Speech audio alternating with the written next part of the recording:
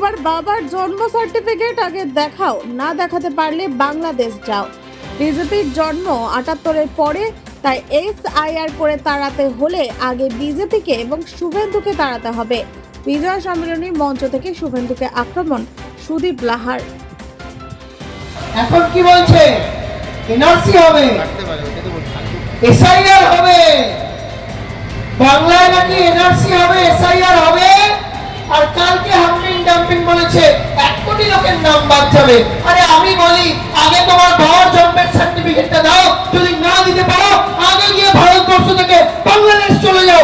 আগে শুভেন্দু অধিকারীকে SIR করে মেদিনীপুর থেকে বাংলাদেশে পাঠান, তারপরে আমরা আপনাদের কাগজ দেখাবো। নরেন্দ্র মোদী আপনার জন্মের সার্টিফিকেট চাইছে, আপনি যদি না দিতে পারেন বলছে আপনি ভারতবর্ষের নয়। যারা ৭৮-এর ৭২-এর পরে এসছে, ৭৮-এর পরে এসছে, তারা ভারতবর্ষের নাগরিক। আর যারা ৭৮-এর পরে এসছে তারা নাকি ভারতবর্ষের নাগরিক নয়। আমি বিজেপিকে বলবো, তোমাদের দলটা তৈরি হয়েছিল 1986 সালে।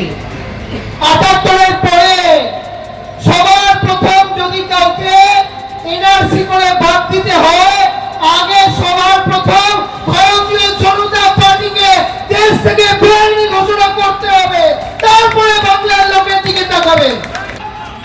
100 দিনের কাজের টাকা কেটে নিয়ে চলে গেছে কে? কে? জোরে বলুন, কে কেটেছে 100 দিনের কাজের টাকা? বিজেপি।